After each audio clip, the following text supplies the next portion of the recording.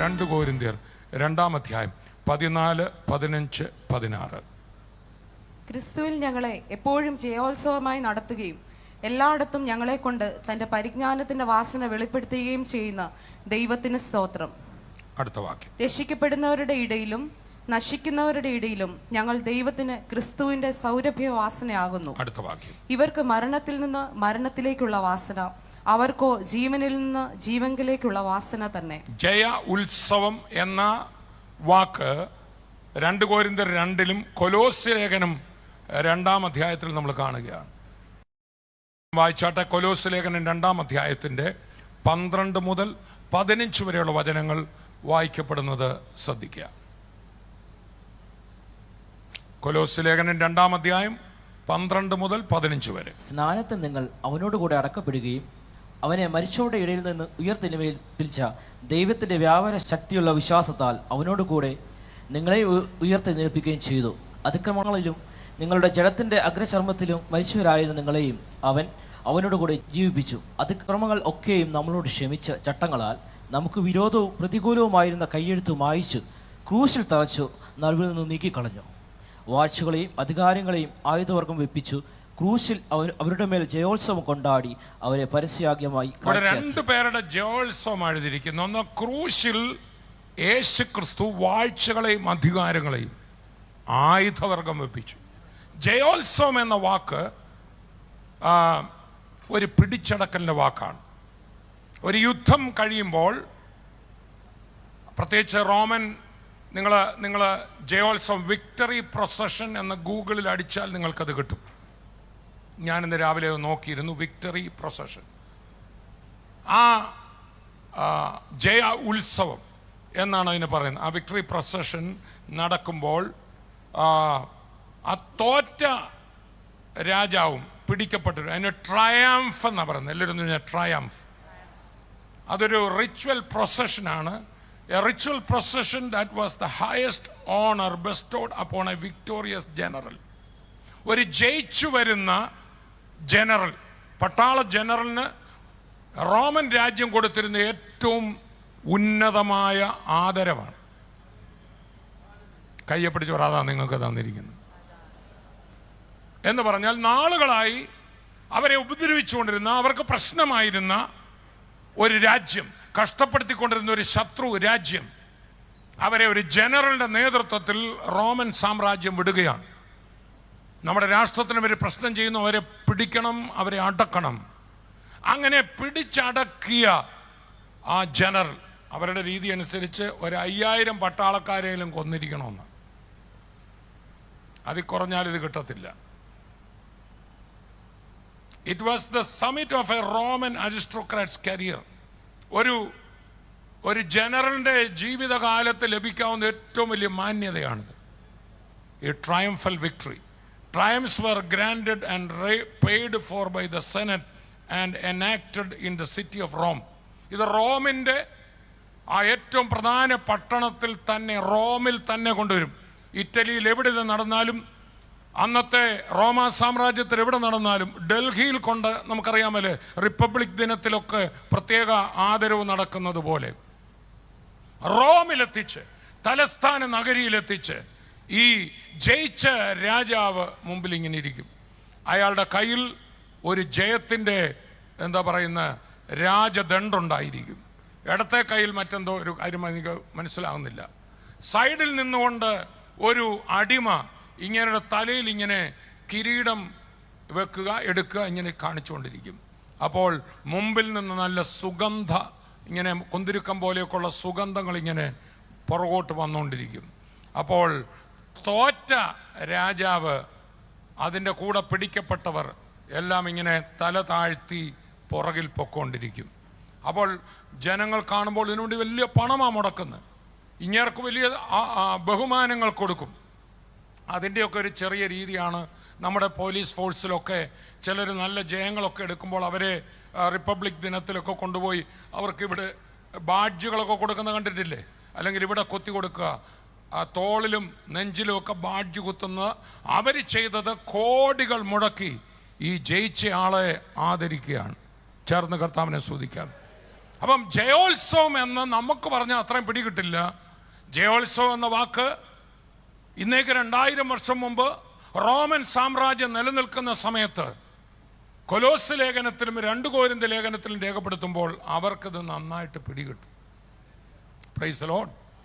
ജയോത്സവം എന്ന് പറഞ്ഞാൽ, ട്രയംഫ് എന്ന് പറഞ്ഞാൽ അന്നുള്ള ഏത് മനുഷ്യർക്കും പിടികിട്ടും. ഒരു ലോകത്തിലെ മനുഷ്യന് കിട്ടാവുന്ന ഏറ്റവും വലിയ ആദരവ്. Price the Lord. അതൊരു പ്രൊസഷനാണ്. അത് നമുക്ക് കുറച്ചുകൂടെ മനസ്സിലാകും. 2 കൊരിന്ത്യർ 2:14, 15, 16 ഒന്നുകൂടെ വായിക്കാം. ക്രിസ്തുവിൽ ഞങ്ങളെ എപ്പോഴും, നമുക്ക് ഒന്നിച്ചൊന്ന് വായിക്കാമോ? ക്രിസ്തുവിൽ ഞങ്ങളെ എപ്പോഴും ജയോത്സവം. ഉറക്കെ പറഞ്ഞ എപ്പോഴും ജയോത്സവം. ഒരു റോമൻ സൈന്യാധിപന്റെ ജയോത്സവം എപ്പോഴും ഇല്ല, അത് ഒരു ദിവസമേ ഉള്ളൂ. ആമേൻ. ഒന്നുകിൽ റിപ്പബ്ലിക് ദിനത്തിൽ, അല്ലെങ്കിൽ ഓഗസ്റ്റ് 15-ന് അദ്ദേഹത്തിന് ഒരു ബാഡ്ജൊക്കെ കിട്ടിക്കഴിയുമ്പം ഇന്ത്യയിലെ ഒരു ഉന്നതനായ വ്യക്തിയുടെ ആദരവ് തീർന്നു.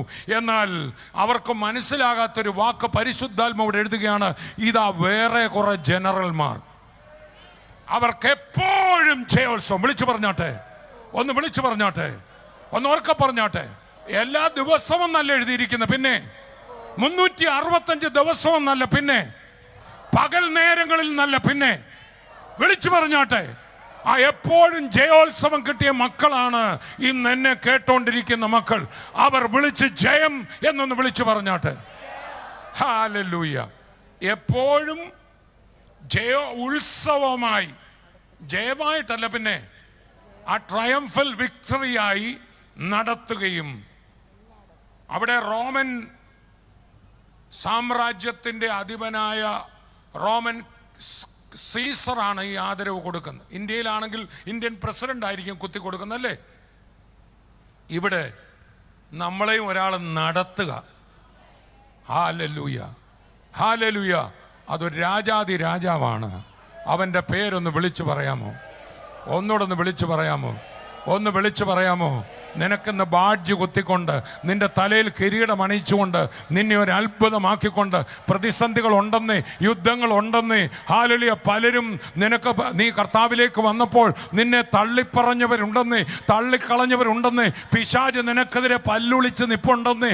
ചില പ്രശ്നങ്ങൾ, ചില സാമ്പത്തികമാകാം, കുഞ്ഞുങ്ങളുടെ കാര്യമാകാം, ഇതൊക്കെ ഇപ്പം നിന്നെ കുഴയ്ക്കുമെന്ന് പറഞ്ഞ് നിൽക്കും. പക്ഷെ കർത്താവ് നിന്നെ ബാഡ്ജ് കുത്തി അതിൻ്റെ നടുവിലൂടെ ഇങ്ങനെ നടത്തുന്നതായി ഒന്ന് കണ്ടുകൊണ്ട് ദൈവമക്കൾ ഒന്ന് കരമടിച്ച് കർത്താവിനെ സ്തുതിച്ചാട്ടെ. അടുത്തിരിക്കുന്ന എൻ്റെ അടുത്തൊന്നൊരു സുഗന്ധം വരുന്നുണ്ടല്ലേ ഒന്ന് ചോദിച്ചാട്ടെ. അത് ഞാനൊരു പ്രൊസഷനിലാന്ന് പറഞ്ഞാട്ടെ. ഒന്ന് പറഞ്ഞാട്ടെ, ഞാനൊരു വിക്ടറി പ്രൊസഷനിലാണ്, ഞാനൊരു ജയ ഉത്സവത്തിലാണ്. ചേർന്ന് കർത്താവിനെ സ്തുതിക്കാൻ ദൈവമക്കളെ നല്ലപോലെ ഒരു ഹല്ലേലൂയ പറഞ്ഞാട്ടെ. ജയോത്സവം നമുക്ക് ഒന്നിച്ചു വായിക്കാം. ക്രിസ്തുവിൽ ഞങ്ങളെ എപ്പോഴും ജയ ഉത്സവമായി നടത്തുകയും എല്ലായിടത്തും, ഉറക്കെ പറഞ്ഞേ. ഈ നമ്മുടെ റോമൻ സൈന്യാധിപൻ ജയിച്ചു വരുമ്പോൾ പുള്ളിക്ക് എല്ലായിടത്തും ഇത് കിട്ടത്തില്ല. എവിടെ മാത്രമേ കിട്ടത്തുള്ളൂ? റോമാ നഗരത്തിൽ മാത്രമേ. പിറ്റേന്ന് വേറെ എവിടെയെങ്കിലും പോയി ജയോത്സവമായെന്ന് പറഞ്ഞു പോയി അവരാരും മൈൻഡ് ചെയ്ത് പോലും ഇല്ല. പക്ഷെ നമ്മുടെ ജയോത്സവം എങ്ങനെയാന്ന് ചോദിച്ചാൽ എല്ലായ്പ്പോഴും ജയോത്സവമാണ്. ഒരു ഹല്ലേലൂയ ഉറക്കെ പറഞ്ഞാട്ടെ. ഒരു ദിവസം കൊണ്ട് തീരുന്നില്ല, 2 ദിവസം കൊണ്ട് തീരുന്നില്ല. ചിലക്കാണ് ഈ ചൊവ്വായും വെള്ളിയൊക്കെ വരുമ്പോൾ ചെറിയ പേടിയാണ്. വിശ്വാസികൾ തന്നെ എൻ്റെ അടുത്ത് വന്ന് പറഞ്ഞു, ബ്രദറെ, ഈ ചൊവ്വാഴ്ച ദിവസവും വെള്ളിയാഴ്ച ദിവസം ഏതാണ്ടൊരു ശക്തി വരുന്ന പോലെ. Price the Lord, hallelujah. കഴിഞ്ഞ ദിവസം നമ്മുടെ ആരോ ഒരു വിശ്വാസി നമ്പർ കൊടുത്താണ്. ഒരു സഹോദരി ചില മാസങ്ങൾക്കും എന്നെ വിളിച്ചു. തൻ്റെ കുടുംബജീവിതത്തിൽ വലിയ പ്രോബ്ലമാണ്. അവർ മറ്റൊരു സ്റ്റേറ്റിൽ നിന്നാണ്, ഇംഗ്ലീഷിൽ എന്നോട് സംസാരിക്കുന്നത്. തൻ്റെ ഭർത്താവ് വലിയ പ്രശ്നങ്ങൾ കാണിക്കുകയാണ്. മാത്രമല്ല ആ വീട്ടിൽ നിന്ന് അങ്ങ് പോയി, കുഞ്ഞുങ്ങളും ഈ സഹോദരിയും മാത്രം. എന്നെ വിളിച്ചിട്ട് പറഞ്ഞു, ഇങ്ങനെ ബ്രദറിൻ്റെ നമ്പർ തന്നാണ്, ഞങ്ങൾ വലിയ പ്രോബ്ലത്തിലാണ്, സ്തോത്രം എന്ന് പറഞ്ഞു. അപ്പം ഞാൻ യേശു ക്രിസ്തുവിലുള്ള ജയം ഹെവൻലി ഫീസ്റ്റുകാർക്ക് മാത്രമല്ല, വിശ്വസിക്കുന്ന ഏവർക്കും കിട്ടുമെന്ന്. ഹല്ലേലൂയ. കുറേ നേരം സംസാരിച്ചപ്പോൾ അവർ പറഞ്ഞ്, ഞാൻ പ്രാർത്ഥനയ്ക്കൊന്നും പോകുന്ന ആളല്ല, ഞാൻ പറഞ്ഞതിന് ക്രിസ്ത്യാനിക്കല്ല ജയം കൊടുത്തത്, വിശ്വസിക്കുന്നവർക്കാണ്. ക്രൂശിൽ യേശു എടുത്ത ജയം എൻ്റെ ആണെന്ന് സഹോദരി വിശ്വസിക്കുന്നു എന്ന് ചോദിച്ചു. സഹോദരി വിശ്വസിച്ചു. ഞാൻ പറഞ്ഞു സഹോദരി തന്നെ അതിനകത്ത് ജയം എടുക്കാൻ പോകുന്നു. സഹോദരിയുടെ ഉള്ളിലേക്ക് വരുന്നത് ഈ ഭർത്താവ് കാണിക്കുന്ന കുഴപ്പങ്ങളാണ്. പക്ഷെ വേറൊരു ശത്രു ഇതിനകത്തുണ്ട്. ഇതിൻ്റെ യഥാർത്ഥ പ്രശ്നക്കാരന് ഭർത്താവിനെ ഇളക്കിക്കൊണ്ട് പോകുന്ന അദൃശ്യനായ ഒരു ശത്രുവുണ്ട്. ഞാൻ അടുത്ത് എല്ലാവരോടും പറയട്ടെ, യേശു ക്രിസ്തു ക്രൂശിലെടുത്ത ജയം വാഴ്ചകളെയും ആയുധവർഗം വെപ്പിച്ചു. ഈ നമ്മൾ സാധാരണ ഈ യുദ്ധങ്ങളിൽ ചെയ്യുന്ന എങ്ങനെയാണെന്ന് ചോദിച്ചാൽ, തോറ്റ് കഴിയുമ്പോൾ ഈ ശത്രു എന്ത് ചെയ്യണം? ആയുധം താഴെ വെച്ച് മുട്ടയിൽ നിന്ന് കൈ ഉയർത്തിപ്പിടിക്കണം. ഇവിടെ ഇരിക്കുന്ന ദൈവമക്കളെ, യേശു അകത്തുള്ളവർ, മുട്ട കൈ ഉയർത്തി നിൽക്കുന്ന പിശാചിനെ കാണാൻ പറ്റുന്ന മക്കൾ, അവരെ ഓർത്ത് ഞാൻ കർത്താവിനെ സ്തുതിക്കുക. നിന്റെ മുഖത്ത് നോക്കിയാൽ അവൻ നിൽക്കത്തില്ല. അത് തിരിച്ചറിയണം. ദൈവത്തിൻ്റെ മക്കളൊന്ന് കരമടിച്ചൊന്ന് കർത്താവിനെ സ്തുതിച്ചാട്ട്, അന്യഭാഷകളൊന്ന് ആരാധിച്ചാട്ട്. കർത്താവ് തൻ്റെ ജയം നിന്റെ മേൽ ആരോപിച്ചിരിക്കുക, തൻ്റെ ജയം നിൻ്റേതായി പ്രഖ്യാപിച്ചിരിക്കുക, താൻ എടുത്ത ജയം നിൻ്റേതാക്കി മാറ്റിയിരിക്കുക. നിന്റെ പരാജയങ്ങൾ അവൻ ഏറ്റെടുത്തു, തൻ്റെ ജയം മുഴുവൻ അവൻ നിനക്ക് തന്നിരിക്കുക. വിശ്വസിക്കുന്ന മക്കൾ ആർപ്പോടെ ഒന്ന് കർത്താവിനെ സ്തുതിച്ചാട്ടെ. പിശാചിൻ്റെ തന്ത്രം എന്താണെന്ന് ചോദിച്ചാൽ, അവനിട്ട് നമ്മൾ ആക്രമിക്കാതിരിക്കാൻ നമ്മൾ മനുഷ്യരിലേക്ക് തിരിക്കാൻ നോക്കും.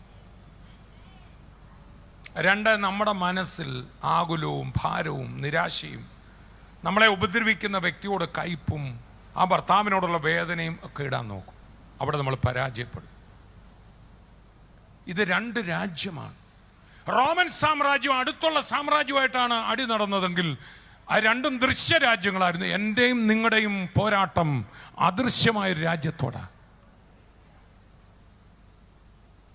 യുദ്ധത്തിൽ എപ്പോഴും ഓർത്തോണം, യുദ്ധതന്ത്രങ്ങളുണ്ട്. ഉറക്കെ പറഞ്ഞേ. അതുകൊണ്ടാണ് പിശാചിൻ്റെ തന്ത്രങ്ങൾ പറഞ്ഞാട്ടെ പിശാചിൻ്റെ തന്ത്രങ്ങൾ. യുദ്ധത്തിൽ ഞാൻ NCCയിൽ ഉണ്ടായിരുന്ന കാലത്ത് പഠിപ്പിച്ച ഒരു യുദ്ധതന്ത്രം കാമോഫ്ലാഷ് എന്ന് പറയും. എന്ന് പറഞ്ഞാൽ നമ്മൾ ഈ പട്ടാളക്കാർ അവർ ശരീരത്തെ ഇലകളൊക്കെ വെച്ച് കെട്ടി അവർ തന്നെ ഒരു മരം പോലെയാണെന്ന് തോന്നുന്ന പോലെ ഈ കാടുകളിലൂടെയൊക്കെ ഇങ്ങനെ സഞ്ചരിക്കും. അപ്പം ശത്രു വിമാനം മുകളിൽ നിന്ന് വന്ന് നോക്കുമ്പോൾ ആരെ കാണാൻ മേല? കാട്ടിനകത്ത് ശത്രു ഇരിപ്പുണ്ട്, പക്ഷെ ശത്രു സാഹചര്യത്തോടെ ഇണങ്ങി നിൽക്കുക. അതിനാണ് കാമോഫ്ലാഷ് എന്ന് പറയുന്നത്. മനസ്സിലാവുന്നുണ്ടല്ലോ? ഇതുപോലെ പിശാച് വേഷം കെട്ടാൻ മിടുക്കനാണ്. അവനെ നമുക്ക് മനസ്സിലാകത്തില്ല.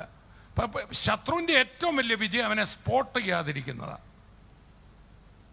ആരാ ശത്രു എന്നും അവൻ എവിടെ ആയിരിക്കുന്നെന്നും തിരിച്ചറിഞ്ഞാൽ തന്നെ ജയമായി. ഒരു ഹല്ലേലൂയ പറഞ്ഞാട്ടെ. അടുത്തിരിക്കുന്ന ആൾ പറഞ്ഞിട്ട്, നമുക്ക് പോരാട്ടമുള്ളത് മനുഷ്യരോടല്ല. അതുകൊണ്ടാണല്ലോ കർത്താവായ യേശു തൻ്റെ ശുശ്രൂഷ തുടങ്ങിയപ്പോൾ താൻ ഒരു രാജ്യം സ്ഥാപിക്കാമെന്നാണ് പറഞ്ഞു. ആണോ അല്ലയോ? നിങ്ങൾ മർക്കോസിൻ്റെ സുവിശേഷം 1-ാം അധ്യായം എടുക്കണ്ട. അവിടെ യോഹന്നാൻ ശുശ്രൂഷ തുടങ്ങിയപ്പോൾ, യോഹന്നാൻ സ്നാപകൻ ശുശ്രൂഷ തുടങ്ങിയപ്പോൾ,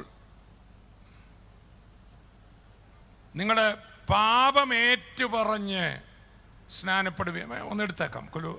മർക്കോസിൻ്റെ സുവിശേഷം 1-ാം അധ്യായത്തിലേക്ക് ഒന്ന് വരാം. മർക്കോസിൻ്റെ സുവിശേഷം 1-ാം അധ്യായം എടുത്താൽ അവിടെ യോഹന്നാൻ്റെ ശുശ്രൂഷയും കർത്താവായ യേശുവിൻ്റെ ശുശ്രൂഷയും നമുക്കതിൻ്റെ വ്യത്യാസം കാണാൻ പറ്റും. യോഹന്നാൻ ഒരു രാജ്യമല്ല സ്ഥാപിച്ചത്, പക്ഷേ യേശു സ്ഥാപിച്ചത് ഒരു രാജ്യമാണ്. യേശു സ്ഥാപിച്ചിരിക്കുന്നത് ഒരു രാജ്യമാണ്. നമ്മളിപ്പോൾ ആയിരിക്കുന്നത് ഒരു രാജ്യത്തിലാണ്. നമ്മളൊരു യുദ്ധത്തിലാണ്, ഒരു രാജ്യത്തിലാണ്. നമുക്ക് വായിക്കാം മർക്കോസിൻ്റെ സുവിശേഷം 1:4 മുതൽ. യോഹന്നാൻ വന്ന മരുഭൂമിയിൽ സ്നാനം കഴിപ്പിച്ചും പാപമോചനത്തിനായുള്ള മാനസാന്തര സ്നാനം പ്രസംഗിച്ചുകൊണ്ട്. എന്താ പ്രസംഗിച്ചേ? പാപമോചനത്തിനായുള്ള. അവൻ്റെ അടുക്കൽ യഹൂദ്യദേശമൊക്കെയും യെരൂശലേമിൽ വരുമെന്ന് പാപങ്ങളെ ഏറ്റു പറഞ്ഞ് യോർദാനിൽ അവനാൽ സ്നാനമേറ്റു. അപ്പോൾ അതൊരു ആത്മീയമായ മനുഷ്യൻ്റെ അകത്ത് വന്ന പാപത്തിന് ഒരു മോചനം, അതും ക്രൂശിൽ യേശു പാപമോചനം പൂർണ്ണമായി സാധ്യമാക്കുന്നത് വരെയും മാനവജാതിയുടെ യഥാർത്ഥ പാപമോചനം നടക്കില്ല. അവിടെ പാപങ്ങൾ അവർ ചെയ്ത തെറ്റുകൾ ഏറ്റുപറഞ്ഞ് യോഹന്നാൻ്റെ കയ്യിൽ സ്നാനമേറ്റ് അതൊരു സ്പിരിച്വൽ, ഒരു ആത്മീയ ഉണർവ് പോലെയായിരുന്നു. ഭയങ്കര മാനസാന്തരമൊക്കെ മനുഷ്യർക്കുണ്ടായി. അതാണ് അവിടെ കണ്ടത്. എന്നാൽ യേശു അതിൻ്റെ പുറകെ വന്ന് പ്രസംഗിക്കുന്നുണ്ട്. 14-15. എന്നാൽ വായിച്ചോളൂ, നിങ്ങളാലും എടുത്ത് 14-15. എന്നാൽ യോഹന്നാൻ തടവിലായ ശേഷം യേശു ഗലീലയിൽ ചെന്ന് ദൈവരാജ്യത്തിന്റെ സുവിശേഷം ഉറക്കെ പറഞ്ഞ് രാജ്യത്തിന്റെ സുവിശേഷം പ്രസംഗിച്ചെന്ന്. അപ്പൊ കർത്താവ് ഒരു മതം അല്ലെങ്കിൽ ഒരു ആത്മീയ പ്രസ്ഥാനമല്ല ഉണ്ടാക്കിയത്. അടുത്തിരിക്കുന്ന ആൾ പറഞ്ഞത് കർത്താവ് ഒരു ആത്മീയ പ്രസ്ഥാനം സ്ഥാപിക്കാൻ വന്നതല്ല. ആത്മീയ പ്രസ്ഥാനം അല്ലെന്നല്ല ഞാൻ പറഞ്ഞത്. കർത്താവ് ഇവിടെ സ്ഥാപിക്കാൻ വന്നത് ഒരു രാജ്യം. ഉറക്കെ പറഞ്ഞേ, രാജ്യമാണെങ്കിൽ അവിടെ പട്ടാളക്കാരുണ്ട്, രാജ്യമാണെങ്കിൽ അവിടെ രാജാവുണ്ട്, രാജ്യമാണെങ്കിൽ അവിടെ യുദ്ധമുണ്ട്. ചേർന്ന് കർത്താവിനെ സ്തുതിക്കാം. രാജ്യവുമായി ബന്ധപ്പെട്ട ഒരു വാക്കാണ് ജയ ഉത്സവം. ഉറക്കെ പറഞ്ഞോട്ടെ. അടുത്തിരിക്കുന്ന ആൾ പറഞ്ഞോട്ടെ, നിങ്ങൾ രാജ്യത്തിൻ്റെ ആളാണ്. നിങ്ങളൊരു ആത്മീയ പ്രസ്ഥാനത്തിൽ വന്നല്ല. പറഞ്ഞോട്ടെ, ഒന്ന് പറഞ്ഞോട്ടെ.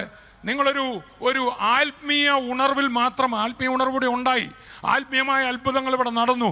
എന്നാൽ ഞാനും നിങ്ങളും സ്വത്രം ഒരു രാജ്യത്തെ പ്രതിനിധീകരിക്കുക. രാജ്യത്തിന്റെ ജനറലാണ് നിങ്ങൾ.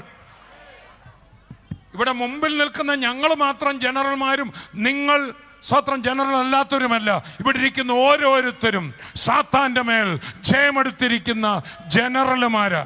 ചേർന്ന് കർത്താവിനെ സ്തുതിക്കാൻ ദൈവമക്കളെ.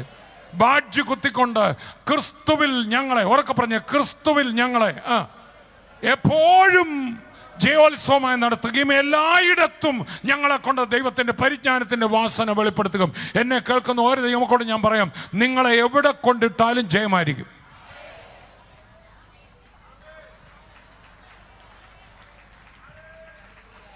പ്രശ്നം തീർന്നു കഴിഞ്ഞ് ജയം കിട്ടുന്നവരല്ല ഇവിടെ ഇരിക്കുന്നത്. പ്രശ്നത്തിനകത്തും ജയം നിങ്ങളുടെ അകത്ത് തന്നെയുണ്ട്. ഓ, ചേർന്ന് കർത്താവിനെ സ്തുതിക്കാൻ ദൈവമക്കള്. ജയിലറയിൽ നിന്ന് പുറത്തു വന്നപ്പോഴല്ല അവർ ജയമെന്ന് പാടിയത്, ജയിലറയ്ക്കകത്ത് കടന്ന ജയമെന്ന് പാടി. ഇത് ഐറ്റം വേറെ. കാരണം നമ്മൾ സ്തോത്രം എപ്പോഴും ഓർത്തോണം, ദൈവമക്കളെ സംബന്ധിച്ച് എല്ലാം തീർന്നെന്ന് ലോകം പറയുന്നിടത്ത് ദൈവമക്കൾക്ക് എല്ലാം തുടങ്ങുമായിരിക്കും. പരാജയം എന്ന് ലോകം പുറമേ കാണുന്നത് നിനക്ക് ജയമായിരിക്കും. ഒന്ന് കരമടിച്ച് കർത്താവിനെ സ്തുതിച്ച്, ഒന്ന് ചേർന്ന് കർത്താവിനെ സ്തുതിച്ചാട്ടെ.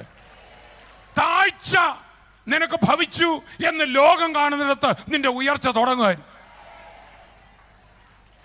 കയ്യെപ്പിടിച്ച് പറഞ്ഞ ഇത് റോമൻ സാമ്രാജ്യം, അടുത്ത സാമ്രാജ്യം, രണ്ടും ദൃശ്യ സാമ്രാജ്യം. അതല്ലിതെന്ന് പറഞ്ഞാട്ടെ, ഒന്ന് പറഞ്ഞാട്ടെ. ഇത് നമ്മള് സ്വത്രം ഒരു അദൃശ്യ സാമ്രാജ്യത്തിനെതിരെയാണ് നമ്മുടെ പോരാട്ടം. അതിനെ ഇരുട്ടിന്റെ അധികാരം എന്ന് വിളിച്ചിരിക്കുന്നു. കൊലോസ്യ ലേഖനം 1-ാം അധ്യായം 13-ാം വാക്ക് നമ്മൾ ഇങ്ങനെ വായിക്കുന്നു, അവൻ നമ്മെ ഇരുട്ടിന്റെ, ഉറക്കെ പറഞ്ഞ ഇരുട്ടിന്റെ അധികാരം, ഒന്ന് പറഞ്ഞാട്ടെ, ഇരുട്ടിന്റെ അധികാരത്തിൽ വിടുവിച്ച് തൻ്റെ സ്നേഹസ്വരൂപനായ പുത്രന്റെ 2 കിങ്ഡമാണ്. ഒന്ന് ഇരുട്ടിന്റെ രാജാവ്, അതിൻ്റെ രാജ്യം. അതിനെക്കുറിച്ച് അതുകൊണ്ടാണ് കർത്താവ് പറഞ്ഞു, വേറെ വഴിയായി കടക്കുന്നവൻ കണ്ടോ, അതാണ് യുദ്ധതന്ത്രം. അവൻ എതിലേ കടക്കും? കയ്യെ പിടിച്ച് പറ, നിങ്ങൾ ചിന്തിക്കുന്നതിലേ അല്ല അവൻ കടക്കുന്നതെന്ന് പറഞ്ഞു. അപ്പോൾ ഈ സഹോദരി എന്നോട് പറഞ്ഞു, ബ്രദറെ, എൻ്റെ ഭർത്താവ് ഇങ്ങനെ പോയിട്ട് നാളുകളായി വരുന്നില്ല, പുള്ളി അതെന്നോട് ചെയ്തു, ഇതെന്നോട്. അപ്പോൾ ഈ സഹോദരിയുടെ മനസ്സ് നിറയെ ഇങ്ങേര് ചെയ്ത കാര്യങ്ങളാണ്. അപ്പം ഒത്തിരി വചനങ്ങളൊന്നും അവർക്കറിയില്ല. ഞാൻ പറഞ്ഞു, മോളെ, ഇതിനകത്തൊരു ദുഷ്ടശക്തിയുണ്ട്, അത് ബ്രദർ നോക്കിയാൽ അത് പോകുമോ എന്ന് ചോദിച്ചു. ഞാൻ പറഞ്ഞു, ഞാൻ നോക്കിയാലും പോകും, സിസ്റ്റർ നോക്കിയാലും പോകും. സിസ്റ്റർ ഇപ്പം യേശുവിനെ ഏറ്റു പറഞ്ഞാൽ മതിയെന്ന് പറഞ്ഞു. ആ സഹോദരി ഫോണിൽ കൂടെ യേശുവിനെ ഏറ്റു പറഞ്ഞ് ഞാൻ ചില കാര്യങ്ങൾ പറഞ്ഞു കൊടുത്തു. ഇങ്ങനെ പറഞ്ഞു, എൻ്റെ ഭർത്താവ് ഇപ്പോൾ കാണിക്കുന്ന ഒന്നും ഞാൻ ശ്രദ്ധിക്കത്തില്ല. എന്നിട്ട് ഞാൻ പറഞ്ഞു, ആ മനുഷ്യനോട് മോക്ക് ഒരു കനിവ് തോന്നണം. പിന്നെ എനിക്ക് കനിവല്ലേ തോന്നുന്നത്, അവരോട് എന്ത് തോന്നണം? ബുദ്ധിമുട്ടാവുമോ ഇല്ലയോ? 3 പിള്ളേരെ ഇട്ടേച്ച് ഈ പുള്ളി എന്ത് ചെയ്യാണ്? അടുത്തിരിക്കുന്ന നിങ്ങളുടെ ഭർത്താവിനോട് ഒരു കനിവ് തോന്നിയാട്ടെന്ന് നീനായോടും പറഞ്ഞേര്. Praise the Lord, hallelujah. ഒന്ന് കൈകൊടുത്ത് പറഞ്ഞാട്ടെ, കനിവ് തോന്നണമെന്ന് പറഞ്ഞാട്ടെ. നമ്മളെപ്പോഴും ദൃശ്യമായതാ കാണുന്നു. ദൃശ്യമായിട്ട് പ്രോബ്ലങ്ങൾ കാണുമായിരിക്കും. അദൃശ്യമല്ലാത്തതിനെ കാണാൻ നമ്മുടെ കണ്ണുകൾ കർത്താവ് തുറക്കുകയാണ്. അപ്പോൾ അവൻ്റെ തന്ത്രങ്ങൾ നിനക്ക് പിടികിട്ടും. നീ ജയത്തിനകത്താ ദൈവത്തിൻ്റെ പൈതൽ. ഇന്ന് സാമ്പത്തികത്തിലാകാം, ഭൗതികത്തിലാകാം, ഏതിലുമാകാം, രോഗമാകാം, അല്ലെ കുടുംബ പ്രശ്നമാകാം. ഞാൻ നിങ്ങളോടൊരു കാര്യം പറയാം. യേശുവിനെ സ്വീകരിച്ച മക്കളൊന്ന് കര ഉയർത്തിപ്പിടിച്ചേ. നിങ്ങളുടെ ജയം വന്നു കഴിഞ്ഞു. ആ കയ്യെ പിടിച്ച് പറ, നിങ്ങൾ ജനറൽ അല്ലേ എന്ന് പറഞ്ഞേ. നിങ്ങൾ ജയിച്ചടക്കി വന്ന ജനറൽ അല്ലേ. നിങ്ങളുടെ ജയം എപ്പോഴേ വന്നതാണ്. ജയമെന്നൊന്ന് വിളിച്ചു പറഞ്ഞേ.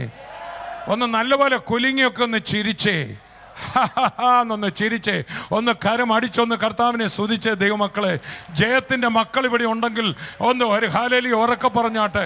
നിനക്കിട്ട് പിശാച് എന്നാ ചെയ്താലും നിനക്കിട്ട് ഏക്കത്തില്ലെന്നവന് കാണണം. സാത്താൻ നിനക്കെതിരെ എന്ത് പണി കൊണ്ടെന്നാലും നീ തുള്ളിച്ചാടി ആരാധിക്കുന്നവൻ കാണണം. നിന്റെ വീടിനകത്ത് സ്തോത്ര സ്തുതികൾ ഉയരട്ടെ. നിന്റെ ഭവനത്തിനകത്ത് അപ്പനും അമ്മയും മക്കളും കൂടി ഇരുന്ന് കർത്താവിനെ സ്തുതിച്ചാട്ടെ. ജയം! ഒന്നുകൂടെ ശബ്ദം ഉയർത്തി ഒന്ന് പറയാമോ? ഒന്നുകൂടെ വിളിച്ചൊന്ന് പറയാമോ?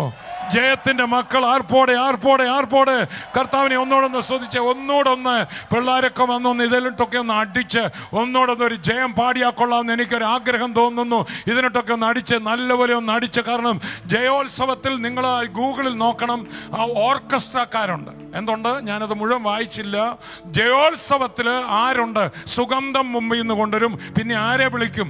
ആമേൻ. വലിയ ജയത്തിന്റെ ട്രംപറ്റുകളൊക്കെ കൊണ്ടുവന്ന് ആടിച്ച് പൊളിച്ച് ഭയങ്കര ബഹളമാണ്. അങ്ങനെ റോമൻ പട്ടണം അവര് അടിച്ച് തകർക്കും. ഒരു ദിവസം കൊണ്ട് ജനറൽ ഇങ്ങനെ പോവുക. അടുത്തിരിക്കുന്ന ജനറൽ ഇരിക്കുന്ന പോലെ ഒന്ന് ഇരിക്കാൻ പറഞ്ഞാട്ടെ. ഹല്ലേലൂയ. ജനറലിന്റെ ഇരിപ്പൊക്കെ കാണണം. ഓ, ഇങ്ങനെ കിരീടം വെച്ചോണ്ട് ഒരാൾ നിൽക്കുന്നു. അങ്ങനെ ജയാളികളായി പോകുന്ന മക്കൾ ഇവിടെ ഉണ്ടെങ്കിൽ ഒന്ന് ചിരിച്ചോണ്ട് കരമൊന്നടിച്ച് ആ സമയത്ത് നീ പിടിച്ചടക്കിയ വ്യക്തിയാ ദൈവത്തിന്റെ പേരിൽ. നിന്നെ ഒന്നും പിടിച്ചടക്കത്തില്ല. നീ സകലത്തെയും പിടിച്ചടക്കും. അവന്റെ തന്ത്രങ്ങൾ മാത്രം അറിഞ്ഞാൽ മതി. ദൃശ്യമണ്ഡലത്തിൽ നിന്നെ വിഷമിപ്പിക്കാൻ കാണുന്നിടത്ത് അവൻ പലതും കൊണ്ടുവരും. കാണുന്നതിനെ അല്ല, കാണാത്തതിനെ അത്രേ ഞങ്ങൾ നോക്കിക്കൊണ്ടിരിക്കുന്നത്. കാണുന്നത് താൽക്കാലികം, കാണാത്തത് നിത്യം. അദൃശ്യ മണ്ഡലത്തിൽ ശബ്ദരെ കരമൊന്നടിച്ച് ആർപ്പോടെ കർത്താവിനെ സ്തുതിച്ചാട്ടെ. അദൃശ്യ മണ്ഡലത്തിൽ നിന്റെ ജയം എന്നേ വന്നു കഴിഞ്ഞു. ആർപ്പോടെ ആർപ്പോടെ കരമടിച്ച് കർത്താവിനെ സ്തുതിക്കാം. കരമടിച്ച് കരമടിച്ച്. ഓ, സ്വോത്രം സ്വോത്രം സ്വോത്രം സ്വോത്രം.